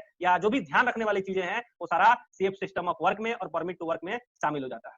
तो ये आप कर सकते हैं। इसके साथ साथ change the competent person to reduce the impact. इसके साथ साथ वहां पे जो काम करने वाले जो लोग हैं, अगर उनके अंदर कॉम्पिटेंसी नहीं है तो उनको आप बदल के कॉम्पिटेंट पर्सन अगर डालते हैं तो इससे आपको फायदा ये होगा कि जो कॉम्पिटेंट व्यक्ति होगा वो कुछ हद तक हैंडल कर सकता है, वो अपने आप को बचा सकता है, प्रोटेक्ट कर सकता है, फॉलो कर सकता है। तो इस तरीके से आप नॉन आयोनाइजिंग रेडिएशन से आप अपने एम्प्लॉय को प्रोटेक्ट कर सकते हैं, क्योंकि एम्प्लॉय को प्रोटेक्ट करना वर्क जो भी आपके मतलब कंपनी के जो मालिक हैं, जो मैनेजमेंट टीम से है, उनकी जो है लीगल रिक्वायरमेंट है, उनकी कानूनी जो है उनके लिए जरूरी है कि एम्प्लॉय को प्रोटेक्ट करना उनकी मजबूरी है। अगर वो प्रोटेक्ट नहीं करते हैं तो फैक्ट्री एक्ट 1940 एक्ट के अंतर्गत उनके ऊपर कार्रवाई हो सकता है। तो इस तरीके से आप देख रहे हैं पिक्चर में, इस तरीके से आप जो भी आपका सूट है आप इस तरह का इस्तेमाल कर सकते हैं। आप रेडिएशन से बचने के लिए रेडिएशन प्रोटेक्शन आपका यहाँ पे जो भी सूट है इसका आप इस्तेमाल कर सकते हैं। अब देखेंगे हम लोग some of the disease as a result of ionizing radiation of acute type, यानी कि एक्यूट टाइप के जो आयोनाइजिंग रेडिएशन होते हैं उसमें आपको क्या हो सकता है एक्यूट टाइप में। तो नशा होता है, वोमिटिंग टेंडेंसी, नशा आपको होता है, वोमिटिंग टेंडेंसी होता है, उल्टी करने का मन करता है, ब्लीडिंग फ्रॉम नोज एयर, आपके नाक कान से ब्लीडिंग भी हो सकती है, आपको डायरिया, पेट झरने लगेगा, आपको फीवर हो सकता है, एंड एपिलेशन। एपिलेशन का मतलब होता है झरना, यानी कि falling of air from different part of the body, यानी कि बॉडी के आपके डिफरेंट पार्ट से आपके जो भी मतलब हेयर है, बाल हैं, अगर वो गिरते हैं तो उसे हम लोग एपिलेशन कहते हैं। तो आपके जो आयोनाइजिंग रेडिएशन जो होते हैं, तो अगर उसका आपके बॉडी के ऊपर असर पड़ता है, तो अगर इस प्रकार का सिम्टम अगर आ रहा है तो समझिए कि ये क्या है, एक्यूट टाइप है। एक्यूट टाइप का अगर असर होता है तो इसी प्रकार का इसका सिस्टम आता है। तो इस प्रकार के बॉडी में अगर सिम्टम आ रहा है तो समझिए कि आपका एक्यूट टाइप है। अब हम लोग देखेंगे some of the disease as a result of ionizing radiation of chronic type, यानी कि क्रोनिक टाइप के असर क्या होता है। अभी हम लोगों ने एक्यूट देखा था, तो क्रोनिक में आपको स्क्रीन कैंसर हो सकता है, एस्ट्रेलिटी नापुंसकता हो सकती है। तो ये आपको जो है और भी जो है आपको डिजीज जो है आपको क्रोनिक टाइप में हो सकती है। तो जो भी आपकी क्रोनिक टाइप है इसका पता जो है तुरंत नहीं चल पाता है। तो prevention measures for radiation, radiation से बचने का उपाय क्या है, तो आपको क्या करना है, मॉनिटरिंग ऑफ द एटमॉस्फेयर, यानी कि जिस जगह पे आप काम कर रहे हैं उस जगह की हमेशा मॉनिटरिंग होती रहनी चाहिए। तो उस जगह पे अगर मॉनिटरिंग होता है तो जो भी हैजार्डियस केमिकल्स हैं या रेडिएशन है वो सबका पता जो है चलते रहता है। इसके साथ साथ जो भी एम्प्लॉई अगर ऐसे जगह पे काम कर रहे हैं उनका समय समय पे पीरियोडिक मेडिकल एग्जामिनेशन जो है होते रहना चाहिए। अगर पीरियोडिकल मेडिकल एग्जामिनेशन होता है तो अर्ली में ही हम पता कर सकते हैं कि ये व्यक्ति को जो है किस प्रकार का आगे बीमारी हो सकता है। तो अर्ली साइन जो है उसका पता हम लोग कर सकते हैं अगर समय समय पे उसकी चेकअप होता है। तो इस तरीके से आप ionising radiation of chronic type को आप क्रोनिक टाइप का आपने एग्जांपल देखा, और इसके साथ साथ रेडिएशन से बचने के लिए जो उपाय है वो आपने देखा। तो इस सब चीज को अगर हम लोग फॉलो करते हैं तो हम लोग रेडिएशन से अपने आप को बचा सकते हैं। डिजीज और health hazard due to excess noise and vibration, अभी हम लोग इसके बारे में देखेंगे कि डिजीज और हेल्थ हजार्ड्स क्या है एक्सेस नॉइज एंड वाइब्रेशन से। क्योंकि एक्सेस नॉइज एंड वाइब्रेशन भी जो है आज के डेट में एक समझिए तो बहुत बड़ी समस्या है। अगर हम लोग इंडस्ट्रीज की बात ना करें, ऐसे अगर हम लोग जनरली बात करें तो आज के डेट में नॉइज जो है ये काफी ज्यादा मात्रा में प्रॉब्लम क्रिएट कर रहा है। आपके आजू बाजू में अगर काफी ज्यादा मात्रा में शोरगुल होता है तो आप समझिए कि आप पूरा इरिटेट हो जाते हैं। जैसे आप समझिए कि आपके अगल बगल में कोई शादी या पार्टी फंक्शन है और वहां पे डीजे बजता है और काफी लंबे समय तक अगर वो डीजे बजता है तो उससे आपको प्रॉब्लम होने लगती है। तो आने वाला समय है, एक आर्टिकल हमने पढ़ा था आज से 6 माह पहले, आने वाला जो समय है वो आने वाले समय में ज्यादातर जो मौतें होंगी, ज्यादातर जो लड़ाइयाँ झगड़ा जो होगा वो आपको नॉइज की वजह से भी ज्यादा मात्रा में होने वाला है। क्योंकि आप इस चीज को आप इमेजिन कर सकते हैं, फील कर सकते हैं कि काफी तेज अगर साउंड अगर आपको सुनाई देता है या शोरगुल आपके आजू बाजू में होता है तो पूरा इरिटेशन आपको फील होता है। तो इरिटेशन जब आपको फील होगा तो इरिटेशन से ही बाकी चीजें जो है हो जाती है। तो इरिटेशन आएगा तो आप जो है कुछ ना कुछ गलती आप कर बैठेंगे और जिसका नतीजा होगा कि झगड़ा हो जाएगा। सो इसमें अभी हम लोग देखेंगे डिजीज और health hazard due to excess noise and vibration. Industries में जो एक्सेस नॉइज एंड वाइब्रेशन है उससे क्या असर होता है। तो sound having high intensity and high frequency are very harmful for human health, यानी कि साउंड अगर हम लोग सुनते हैं, अगर साउंड काफी हाई फ्रीक्वेंसी में अगर हम लोग सुनते हैं, काफी तेजी में अगर हम लोग साउंड सुनते हैं तो ये हमारे सेहत के लिए क्या है, बहुत ही हार्मफुल है। Some of the health hazard as a result of excess noise and vibration, कुछ हेल्थ हजार्ड्स हैं जो यहाँ पे नीचे दिए गए हैं जो हमारे हेल्थ के लिए काफी क्या है, हाईली हैजार्डियस है, हमारे हेल्थ के लिए काफी खतरनाक है और उससे हमें ये सारी प्रॉब्लम हो सकती है, जैसे लॉस ऑफ हियरिंग और डिफनेस, यानी कि हमको सुनाई देने की जो हमारी जो कैपेसिटी है उसमें कमी आ जाएगा। इवन ये भी हो सकता है कि डिफनेस हो जाए, आदमी जो है बहरा भी हो सकता है। तो ये अगर काफी तेज अगर आदमी साउंड सुनता है तो हियरिंग कैपेसिटी भी खत्म होती है और आदमी जो है डेफनेस भी हो जाता है। इसके साथ साथ नशा, नशा का मतलब होता है जैसे आपको नशा हो जाता है हाउस कंडीशन में वोमिटिंग टेंडेंसी। वोमिटिंग टेंडेंसी का मतलब होता है उल्टी होने का, जैसा आपका टेंडेंसी होना, प्रवृत्ति होना, उल्टी होने का प्रवृत्ति होना, इसे हम लोग क्या कहते हैं, नशा कहते हैं। तो नशा होता है तो आपको ऑटोमेटिकली क्या होता है, वोमिटिंग टेंडेंसी हो जाता है। तो ये भी आपको एक्सेस नॉइज एंड वाइब्रेशन जब आपको चपेट में आते हैं तो आपको वोमिटिंग टेंडेंसी भी होता है। इसके साथ साथ हेडक, हेडक का मतलब होता है सर में पूरा दर्द हो जाता है, एंड डिजीनेस का मतलब होता है पूरा आपको जो है चक्कर जैसा फील होना, और इसके साथ साथ increase in the blood pressure. अगर काफी तेज अगर हम लोग साउंड सुनते हैं तो ये सारा इफेक्ट जो है हमारे बॉडी के ऊपर होता है। तो अभी आपने देखा कि एक्सेस नॉइज एंड वाइब्रेशन जो होता है इससे हमारे बॉडी के ऊपर क्या असर पड़ता है। इसके बाद इसका प्रिवेंटिव मेजर्स क्या है, इसका रोकथाम का उपाय क्या है, हम लोग एक्सेस नॉइज से कैसे अपने आप को प्रोटेक्ट कर सकते हैं, कैसे बचा सकते हैं, क्योंकि एक्सेस नॉइज एंड वाइब्रेशन जो है वो इंडस्ट्रीज में है जनरेट होता है। तो इंडस्ट्रीज में एक्सेस नॉइज एंड वाइब्रेशन जो है वो तो जनरेट होता है, तो अगर एक्सेस नॉइज एंड वाइब्रेशन से अगर हमें प्रोटेक्ट करना है तो उसके लिए हमें क्या करना होगा। तो अभी हम लोग देखेंगे कि एक्सेस नॉइज एंड वाइब्रेशन अगर आप चपेट में आते हैं तो उसके लिए आपको जो है कुछ बेसिक पॉइंट के ऊपर अगर आप काम करते हैं, ध्यान देते हैं, तो आप क्या हो सकते हैं कि एक्सेस नॉइज एंड वाइब्रेशन से आप अपने आप को बचा सकते हैं। मींस इसका जो होगा आपके बॉडी के ऊपर जो है ज्यादा असर नहीं पड़ेगा, आपका जो एयर होगा वो प्रोटेक्ट कर सकते हैं। तो जैसे आप यहाँ पे देख रहे हैं, plugging of the year by using ear plug. अगर आप ईयर प्लग का इस्तेमाल करते हैं तो इससे आप अपना जो भी हियरिंग सिस्टम है उसको आप प्रोटेक्ट कर सकते हैं, और इससे आपका जो हियरिंग सिस्टम होगा वो सुरक्षित हो सकता है, रहेगा। Isolation of the noise producing unit as far as possible. जहां तक संभव हो सके वैसे यूनिट जहां से ज्यादा मात्रा में नॉइज उत्पन्न हो रहा है उस यूनिट से अपने आप को अलग कर लीजिए, आइसोलेट कर लीजिए, उससे दूरी बना लीजिए। तो इससे भी क्या होगा कि ज्यादा मात्रा में आप नॉइज के चपेट में नहीं आएंगे। इसके साथ साथ साइलेंसर, जहां से नॉइज उत्पन्न होता है वहां पे साइलेंसर लगा होता है। जैसे आप देखते हैं कि बाइक में आपके साइलेंसर लगा रहता है, अगर बाइक में से साइलेंसर अगर आप निकाल देते हैं तो उस केस में क्या होता है कि आपका काफी ज्यादा मात्रा में जो होता है शोरगुल जो है वो होने लगता है, काफी ज्यादा मात्रा में आवाज जो है होने लगता है।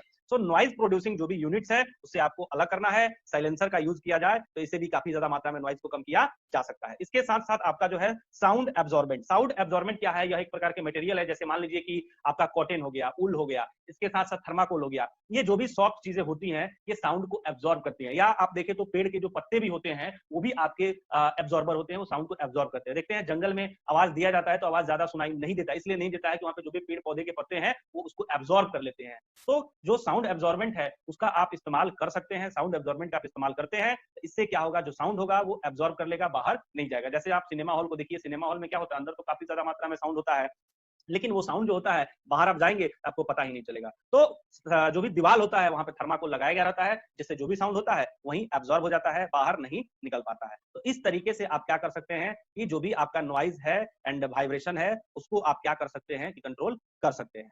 इसके साथ साथ अभी हम लोग देखेंगे disease of the lung causes due to dust, यानी कि जो डस्ट है, डस्ट से हमको क्या क्या दिक्कत हो सकती है, डस्ट से क्या क्या परेशानी हो सकती है। तो आपको पता है कि डस्ट जो है पूरे हमारे वातावरण में, डस्ट इज फाइनली डिवाइडेड, बटा हुआ है, बिखरा हुआ है, डिसऑर्डर्ड मतलब बिखरा हुआ solid matter in the atmosphere. यानी कि डस्ट जो है फाइनली रूप से अगर देखेंगे हमारे जो भी वातावरण है उस वातावरण में डस्ट जो है फैला हुआ है। बहुत ही छोटा छोटा कण डस्ट का होता है जो हमको दिखाई नहीं देता है, लेकिन वो हमारे पूरे वातावरण में क्या है, फैला हुआ है। डस्ट में भी हार्मफुल और हार्मलेस ह्यूमन बीइंग।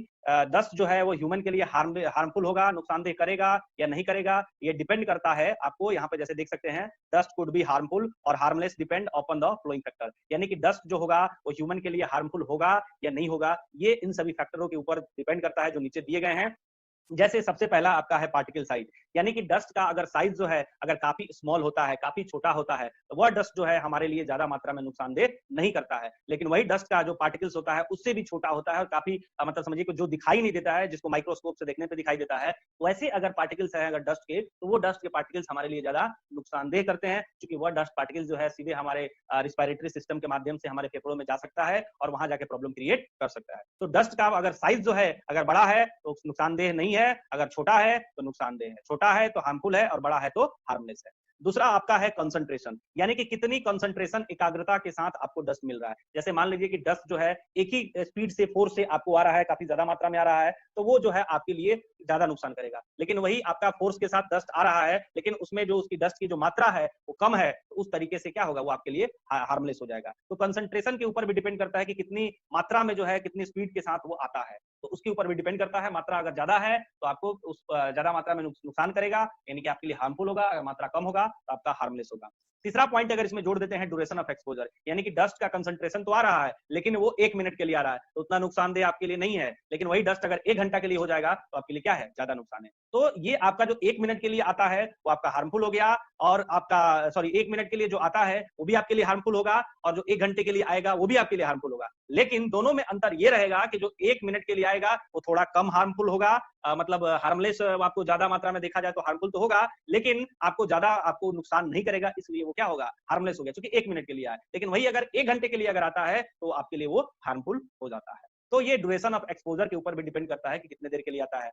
और उसके बाद है ससेप्टिबिलिटी। ससेप्टिबिलिटी का मतलब होता है सहज में प्रभाव पड़ने की क्षमता, यानी कि वैसा व्यक्ति जो कभी डस्ट पे काम ना किया हो और उसको आप क्या कीजिए कि वैसे जगह पे लगा दीजिए जहां पे डस्ट पार्टिकल ज्यादा है, तो डेफिनेटली है कि वो बंदा जो है तुरंत जो है शिकार हो जाएगा, तुरंत जो है उसको प्रॉब्लम हो जाएगा, खांसी हो जाएगा, ब्रोंकाइटिस हो जाएगा, मतलब विभिन्न प्रकार की उसको बीमारियां कुछ ही दिनों में उसको पकड़ लेगी, क्योंकि उसने कभी डस्ट पे काम ही नहीं किया है। और वह व्यक्ति जो हमेशा डस्ट पे काम किया है उसको आप वहां पे लगाएंगे तो व्यक्ति उसका आदी हो गया रहता है, उसको ज्यादा दिक्कत नहीं होता है। जैसे आप नॉर्मली देखिए कि जो खास करके गर्मी के दिन में जो फसल की कटनी होती है, गेहूं की कटनी होती है, तो उसमें बहुत सारे ऐसे लोग होते हैं जो बीज निकालने का काम जो होता है जिसको हम लोग दौनी कहते हैं, तो जो दौनी का जो काम होता है उसमें क्या होता है कि कुछ लोग नए होते हैं जो उस प्रक्रिया में शामिल होते हैं, बाहर से आते हैं, दौनी करना शुरू कर देते हैं, देखिए एक दिन के बाद ही उनको उनको जो है खांसी सर्दी जो है उनको पकड़ लेता है। तो इस केस में क्या है, वो उसके प्रति आदी नहीं बने हुए हैं, और वह व्यक्ति जो हमेशा काम किया है, हर साल काम किया है, वो क्या है उसके प्रति जो है आदी हो गया है, तो उसको जो है कोई दिक्कत नहीं होता है और वो हमेशा जो है काम करते रहता है। तो इस कंडीशन में ससेप्टिबिलिटी है, इसके ऊपर भी डिपेंड करता है कि डस्ट जो है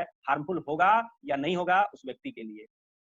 इसके बाद हम लोग देखेंगे disease cause by the biological agent, यानी कि बायोलॉजिकल एजेंट के द्वारा आपको क्या क्या डिजीज हो सकता है। तो सम ऑफ द डिजीज और health hazard due to biological factor के द्वारा कौन कौन से डिजीज हो सकती है, तो आपको सेप्टिक इन्फेक्शन हो सकता है, आपको फंगल इन्फेक्शन हो सकता है और आपको एंथ्रॉक्स भी हो सकता है। यानी कि 3 प्रकार की जो डिजीज जो है वो आपको बायोलॉजिकल फैक्टर के थ्रू हो सकती है, जो यहाँ पे नीचे दिया गया, जिसको आप यहाँ पे देख रहे हैं।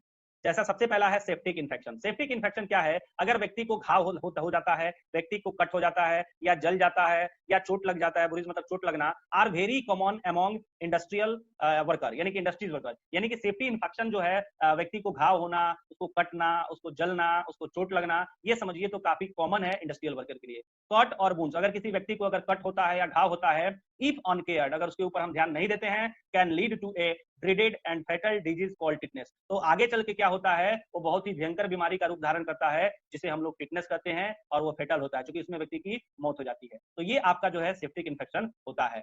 इन केस ऑफ कट और वुंड्स, अगर व्यक्ति को कट जाता है या घाव हो जाता है, उस केस में industrial worker should be administrated with tetvac vaccine. तो उस कंडीशन में हम लोग क्या करते हैं कि इंडस्ट्रियल वर्कर को हम लोग टेटवेट वैक्सीन देते हैं। टेटवेट वैक्सीन क्या होता है, ये ऐसा वैक्सीन है जो हम लोग क्या करते हैं कि एडवांस में ही दे देते हैं। इससे क्या होता है कि वर्कर को अगर कट होता है तो उस कंडीशन में उसको टिटनेस जो बीमारी होती है वो होने के चांसेस नहीं होती है, वो व्यक्ति बच जाता है। तो इसे हम लोग जो है सेप्टिक इन्फेक्शन कहते हैं। जब व्यक्ति को घाव हो जाता है, कट जाता है, जल जाता है, चोट लग जाता है, तो इस कंडीशन को हम लोग सेप्टिक इन्फेक्शन कहते हैं। और सेप्टिक इन्फेक्शन से बचने के लिए टेटवेट वैक्सीन जो है इंडस्ट्रियल वर्कर को दिया जाता है। जैसे आप यहाँ पे देख रहे हैं, व्यक्ति को कट जाता है या घाव हो जाता है, अगर इस कंडीशन में अगर नहीं दिया जाए, अगर उसको इलाज नहीं प्रॉपर किया जाए, टेटवेट वैक्सीन अगर देके हम ना रखें, तो उसको प्रॉब्लम हो सकता है।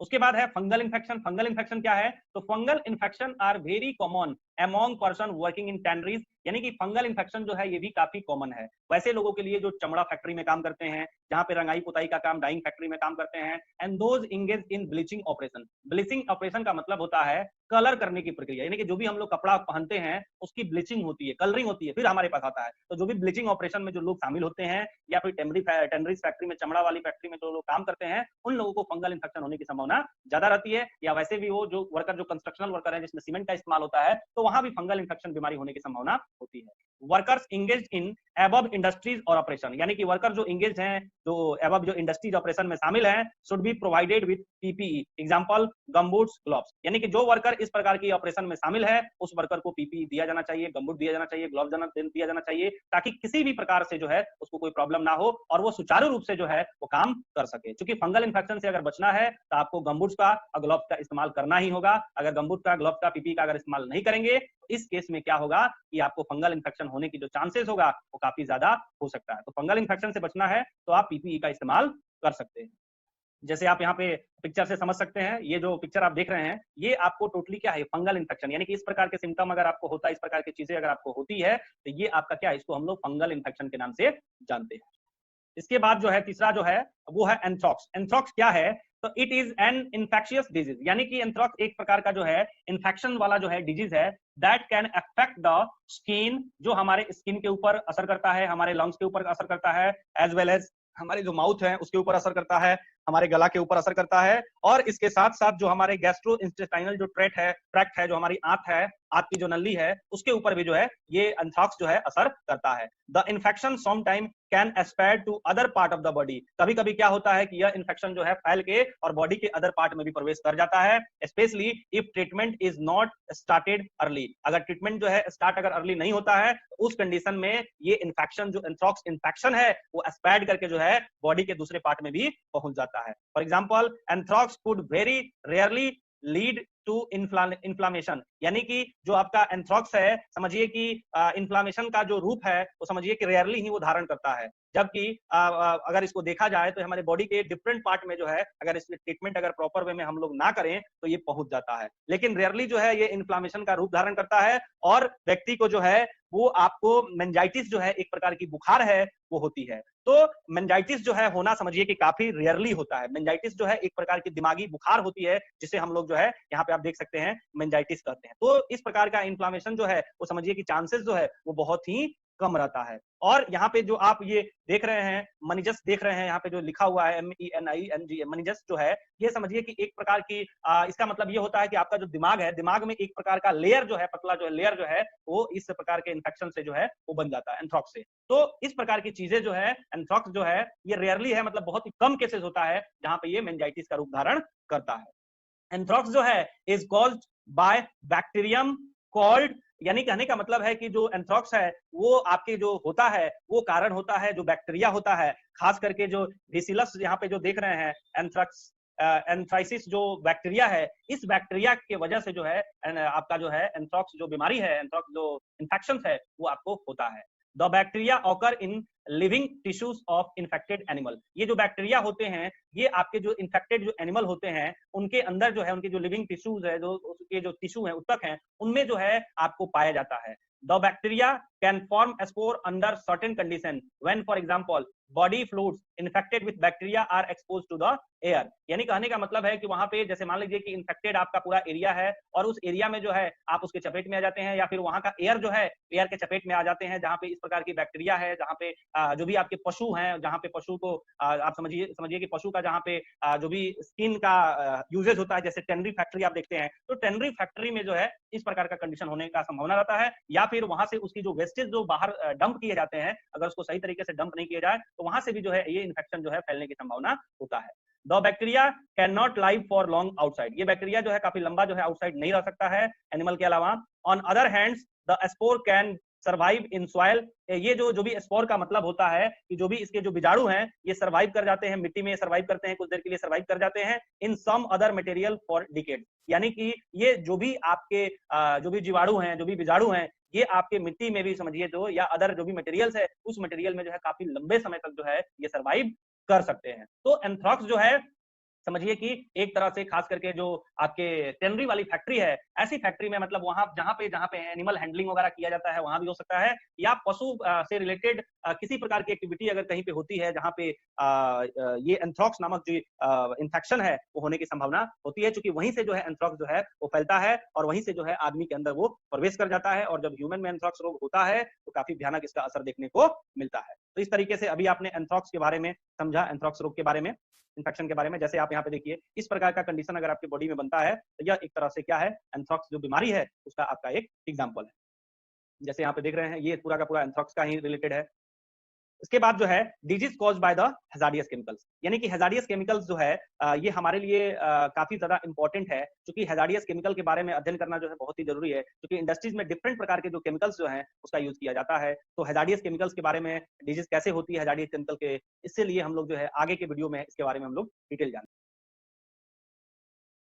सो अभी हम लोग जो है disease caused by hazardous chemicals के बारे में जानेंगे। Chemicals can be classified based on their effect on human, यानी कि केमिकल को यहाँ पे क्लासिफाई किया गया है जैसे कि ये ह्यूमन के ऊपर इसका जो प्रभाव होता है उसी के अनुसार जो है यहाँ पे केमिकल को क्लासिफाई किया गया है, जिसमें सबसे पहला है स्पिक्सेंट्स है, इरिटेंट्स है और एनेस्थेटिक्स है। स्पिक्सेंट का मतलब होता है कि जिसमें आपको दम घुटे, इरिटेंट्स जिसमें समझिए कि आपको ये जलन महसूस हो, और एनेस्थेटिक्स जिसमें समझिए कि आदमी बेहोश अवस्था में हो जाए। वैसे केमिकल्स को जो है हम लोग जो है एनेस्थेटिक केमिकल के अंतर्गत जानते हैं। तो इन तीनों के बारे में अभी हम लोग जो है डिटेल देखेंगे। जैसे आप यहाँ पे देख रहे हैं स्पिक्सेंट, स्पिक्सेंट क्या होता है, तो chemicals which cause breathing trouble, यानी कि वह केमिकल जो आपको ब्रीदिंग ट्रबल करे, आपको सांस लेने में आपको प्रॉब्लम क्रिएट करे, उसे हम लोग एस्फिक्सेंट कहते हैं। जैसे आपका कार्बन डाइऑक्साइड हो गया, नाइट्रोजन हो गया, हाइड्रोजन हो गया, आर एग्जांपल ऑफ सिंपल एस्फिक्सेंट। ये क्या है? एग्जांपल है आपका सिंपल एस्फिक्सेंट का। सिंपल एस्फिक्सेंट का मतलब होता है कि इसकी चपेट में अगर आते हैं तो ये ज्यादा मात्रा में आपको नुकसान नहीं करता है, ये सिंपल होता है, इससे आप बच जाते हैं, इसलिए हम लोग इसको सिंपल एस्फिक्सेंट कहते हैं। जबकि carbon monoxide and hydrogen cyanide are example of chemical asphyxiant. जबकि आपका कार्बन मोनोऑक्साइड है, हाइड्रोजन साइनाइड है, ये आपका एग्जांपल है केमिकल एस्फिक्सेंट का। यानी कि केमिकल एस्फिक्सेंट के चपेट में अगर आप आते हैं, इसमें आपको फेटलिटीज होने की संभावना ज्यादा है, इसमें आपके जान जाने की संभावना ज्यादा है। जबकि जो सिंपल एस्फिक्सेंट है, उसमें जान जाने की संभावना जो है आपका थोड़ा कम है। यानी कि ज्यादा घातक जो है वो केमिकल एस्फिक्सेंट जो है आपके लिए होता है। तो इसको आपने देखा, जैसे आप यहाँ पे देख सकते हैं, पिक्चर से आप समझ सकते हैं कि कोई केमिकल रिलीज किया और वहां पे आपको सांस लेने में ट्रबल हो रहा है, तो यह क्या है? अनेबल टू ब्रीथ प्रॉपर्ली, आप प्रॉपर्ली रूप से सांस नहीं ले पा रहे हैं, तो ये क्या है? आपका एक प्रकार से जो है एस्फिक्सेंट है। अब हम लोग इरिटेंट्स को देखेंगे। तो जैसे आप यहाँ पे देख रहे हैं, इरिटेंट्स आर दोज केमिकल्स, यानी कि इरिटेंट जो है वह केमिकल्स होता है which cause irritations of lungs, जो आपके फेफड़ों में क्या करे? जलन पैदा करे, नोज में जलन पैदा करे, थ्रोट में जलन पैदा करे, आई में जलन पैदा करे, and other part of the body में आपको जलन पैदा करे। तो वैसे केमिकल जो होते हैं वो इरिटेंट्स कैटेगरी में जाते हैं। जैसे आपका एमोनिया हो गया, सल्फर डाइऑक्साइड हो गया, क्लोरीन हो गया, are example of primary irritants. ये क्या है? आपके प्राइमरी इरिटेंट्स है, यानी कि इसके अगर चपेट में आप आते हैं तो यहाँ पे जान जाने की संभावना उतना नहीं रहती है, थोड़ा कम रहता है। जबकि वेयर एज हाइड्रोजन सल्फाइड जहां पे आप चपेट में आते हैं, कार्बन डाइसल्फाइड के चपेट में आते हैं, तो ये सब आपका क्या है? सेकेंडरी इरिटेंट्स है। ये आपका सेकेंडरी इरिटेंट्स का एग्जांपल है। तो सेकेंडरी इरिटेंट्स जो होते हैं वो ज्यादा खतरनाक होते हैं, इसमें फेटालिटीज होने की संभावना जो है वो काफी ज्यादा होती है। तो इस कैटेगरी को जो है हम लोग जो है इरिटेंट्स कहते हैं। जैसे आप यहाँ पे देख रहे हैं, इस प्रकार की आपके स्किन में अगर प्रॉब्लम होता है, इरिटेशन होता है, जलन टाइप का होता है, तो इस प्रकार का स्किन हो जाता है। तो ये हैंड इरिटेशन जो है का फोटो यहाँ पे आप देख रहे हैं। देखिए आंखों में अगर होता है तो आई इरिटेशन होता है, इस प्रकार से चीजें होती है। उसके बाद जो है हम लोग एनेस्थेटिक्स को देखेंगे। एनेस्थेटिक्स का मतलब होता है ऐसी औषधि जो आपको बेहोश कर दे, उसे हम लोग एनेस्थेटिक्स करते हैं। यानी कि ऐसी दवा जिसके चपेट में आप आते हैं या केमिकल्स के चपेट में आते हैं जो आपको क्या करे? बेहोश कर दे, तो उसे हम एनेस्थेटिक्स करते हैं। जैसे आदमी का देखते हैं कि ऑपरेशन होता है तो वो यही इफेक्ट किया जाता है, एनेस्थेटिक करके उसको बेहोश करके ही जो भी ऑपरेशन करना रहता है वो किया जाता है। तो anaesthetics can cause semi consciousness और अनकॉन्शसनेस अमॉन्ग इंडस्ट्रियल वर्कर, यानी कि जो भी एनेस्थेटिक्स है उसका जो असर हमारे बॉडी के ऊपर होता है वो सेमी कॉन्शसनेस और अनकॉन्शसनेस अवस्था में व्यक्ति को कर देता है। सेमी कॉन्शसनेस का मतलब होता है कि थोड़ा अचेत, और अनकॉन्शसनेस का मतलब होता है ज्यादा, मतलब बिल्कुल आप बेहोश हो जाते हैं। A high concentration of anesthetics is dangerous. अगर हाई कंसंट्रेशन, ज्यादा मात्रा में एनेस्थेटिक्स अगर दे दिया जाए तो व्यक्ति की डेथ भी हो सकती है। इसलिए जो आपको एनेस्थेसिया जिसको हम लोग बोलते हैं, जो खास करके डॉक्टर लोग होते हैं, स्पेशलिस्ट, उन लोगों का इसी में होता है। जब ऑपरेशन होता है तो जो सर्जन डॉक्टर होते हैं वो इन लोगों को बुलाते हैं। ये लोग क्या करते हैं कि व्यक्ति को उस मात्रा में जो है वहां पे जो है एनेस्थेसिया देते हैं जिससे व्यक्ति बेहोश होता है। अगर ज्यादा मात्रा में अगर उसको दे दिया जाएगा तो व्यक्ति की मौत भी हो सकती है। यही चीज आप देखते हैं खास करके जब ट्रेनों में जब चोरी वगैरह करना रहता है तो जो लोग होते हैं वो ज्यादा मात्रा में वहां पे जो है टॉवेल में या किसी चीज में डाल के वहां पे रख देते हैं, जिससे व्यक्ति जो होता है सूंघता है और व्यक्ति जो है पूरा ज्यादा मात्रा में सूंघ लेता है, जिससे व्यक्ति वो पूरा बेहोश हालात में हो जाता है और कई घंटे तक उसको होश नहीं आती है, कभी कभी डेथ भी हो जाता है। तो ये हाई कंसंट्रेशन में अगर होगा तो व्यक्ति की डेथ भी हो सकती है। जैसे ईथर का नाम आप सुने होंगे, अल्कोहल हो गया, गैसोलीन हो गया, ये एग्जांपल है आपका प्राइमरी एनेस्थेटिक्स का। यानी कि इसके चपेट में आते हैं तो जान जाने की संभावना कम रहती है। ये प्राइमरी है, इसको थोड़ा सस्टेन कर सकते हैं। जबकि वेयर एज जहां पे कार्बन डाइसल्फाइड आपको मिलता है, मिथाइल अल्कोहल मिलता है, ये एग्जांपल आपका है सेकेंडरी एनेस्थेटिक्स का। यानी कि इसके चपेट में आप आते हैं तो ये क्या है? सेकेंडरी एनेस्थेटिक्स है। यानी कि इसमें क्या होता है कि आपकी जान जाने की चांसेस जो है वो काफी ज्यादा हो जाती है। तो ये आपने अभी एनेस्थेटिक्स के बारे में देखा, प्राइमरी एनेस्थेटिक्स के बारे में देखा, सेकेंडरी एनेस्थेटिक्स के बारे में आपने देखा। जैसे आप यहाँ पे देख लीजिए एनेस्थीसिया, जो मैंने बताया था कि डॉक्टर लोग वो देते हैं पेशेंट को जब सर्जरी वगैरह करना रहता है उस कंडीशन में। तो ये इस प्रकार की चीजें होती है जैसे आप देख रहे हैं। तो एनेस्थीसिया हम लोग करते हैं, देते हैं बेहोश करने के लिए। तो उसकी मात्रा लिमिटेड होती है और वो डॉक्टर उसको जो है चेक करता है कितनी मात्रा में किस व्यक्ति की इसकी जरूरत होती है, उसी मात्रा में व्यक्ति देता है। General measures for prevention and control of occupational disease due to chemical, यानी कि केमिकल से जनरली जो भी आपके ऑक्यूपेशनल डिजीज होते हैं उनको कैसे हम लोग कंट्रोल कर सकते हैं। तो उसके लिए सबसे पहला चीज है इन्वायरमेंटल कंट्रोल, यानी कि जिस इन्वायरमेंट में काम हो रहा है उस इन्वायरमेंट की प्रॉपर वे में मॉनिटरिंग होती रहनी चाहिए, उसकी देखभाल होती रहनी चाहिए कि वहां पे केमिकल की मात्रा क्या है, रिलीज हो रहा है तो क्या है, डस्ट की मात्रा क्या है, नॉइज वाइब्रेशन क्या है। तो अगर पूरे वातावरण पे पूरे मतलब इन्वायरमेंटल कंट्रोल, यानी कि जहां भी हमारा काम चल रहा है उस एरिया को अगर हम लोग अच्छे से अगर कंट्रोल करें, मेजरमेंट करके रखें, तो हम लोग ऑक्यूपेशनल डिजीज से बच सकते हैं। सकते हैं। इसके साथ साथ जो व्यक्ति काम करने वाला व्यक्ति है वो अपना पर्सनल कंट्रोल रखे। पर्सनल कंट्रोल का मतलब है कि वो पूरा स्वच्छ रहे, साफ सुथरा रहे, केमिकल के चपेट में आए तो वो पूरा हैंड वॉश करे, सैनिटाइज करे। तो इस प्रकार की पर्सनल कंट्रोल अगर करता है व्यक्ति, जैसे बहुत सारे वर्कर क्या होते हैं कि वो अच्छा से साफ नहीं करते, वैसे ही खाना शुरू कर देते हैं, तो उस कंडीशन में क्या होगा कि बीमारियां बढ़ सकती है। तो पर्सनल कंट्रोल अगर अच्छा से अगर किया जाए तो इससे भी काफी ज्यादा मात्रा में आपका ऑक्यूपेशनल डिजीज को हम लोग कंट्रोल कर सकते हैं। इसके साथ साथ मेडिकल कंट्रोल, व्यक्ति का समय समय पर मेडिकल चेकअप अगर होते रहेगा तो इससे भी जो है उसको ऑक्यूपेशनल डिजीज जो है अगर होगा तो अर्ली स्टेज में पता चल जाएगा, जिसको हम लोग पहले ही उसको ठीक कर लेंगे। ऑक्यूपेशनल डिजीज जो है उसके ऊपर ज्यादा असर नहीं कर पाएगा, वो पहले ही व्यक्ति ठीक हो जाएगा। तो ये तीन जो प्रिवेंशन पॉइंट है वो बहुत ही इंपॉर्टेंट है, जिसमें आपका इन्वायरमेंटल कंट्रोल है, पर्सनल कंट्रोल है और मेडिकल कंट्रोल है। अगर तीनों कंट्रोल के ऊपर अगर हम लोग ध्यान दें तो ऑक्यूपेशनल डिजीज जो इंडस्ट्रीज में होती है उससे हम लोग रोकथाम कर सकते हैं, उससे अपने वर्करों को बचा सकते हैं। इसके बाद हम लोग ऑक्यूपेशनल डर्मेटोसिस के बारे में जानेंगे। ऑक्यूपेशनल डर्मेटोसिस क्या है? तो ऑक्यूपेशनल का मतलब होता है जो आपके पेशे से रिलेटेड है, और डर्मेटोसिस का मतलब होता है त्वचा संबंधी बीमारी। यानी कि जब आप किसी प्रकार का जॉब करते हैं, आप काम करते हैं और आपके ऑक्यूपेशन में अगर किसी प्रकार से स्किन रिलेटेड अगर एबनॉर्मलिटी होती है, स्किन रिलेटेड अगर आपको प्रॉब्लम होता है, तो उसे हम लोग जो है ऑक्यूपेशनल डर्मेटोसिस के नाम से जानते हैं। यानी कि आपके काम के दरमियान, आपके जॉब के दरमियान, आपके ऑक्यूपेशन के दरमियान किसी भी प्रकार से अगर स्किन से रिलेटेड अगर आपको प्रॉब्लम होती है, तो उसको हम लोग ऑक्यूपेशनल डर्मेटोसिस के नाम से जानते हैं। This term include any abnormality of skin which is related to occupation। यानी कि इस टर्म में क्या है कि कोई भी अनियमितता, एबनॉर्मलिटी का मतलब होता है अनियमितता, यानी कि किसी भी प्रकार के एबनॉर्मलिटी, जैसे मान लीजिए कि अभी आपका स्किन जिस पोजीशन में है और अगले दिन क्या होता है उसके ऊपर धब्बा धब्बा हो जाता है, तो ये क्या है? एबनॉर्मलिटी है। एबनॉर्मलिटी का मतलब होता है कि अचानक किसी चीज का हो जाना, जो होना नहीं चाहिए और वो हो जाता है। तो किसी भी प्रकार का आपका स्किन से रिलेटेड अगर अनियमितता होती है, एबनॉर्मलिटी होती है, तो उसे हम लोग जो है ऑक्यूपेशनल डर्मेटोसिस के नाम से जानते हैं। This is also the part of occupational disease. यानी कि ऑक्यूपेशनल जो डर्मेटोसिस है यह एक पार्ट है आपका ऑक्यूपेशनल डिजीज का। It is the most common occupational disease. ये भी जो है काफी कॉमनली रूप से जो है होती है, बहुत कॉमन ऑक्यूपेशनल डिजीज है।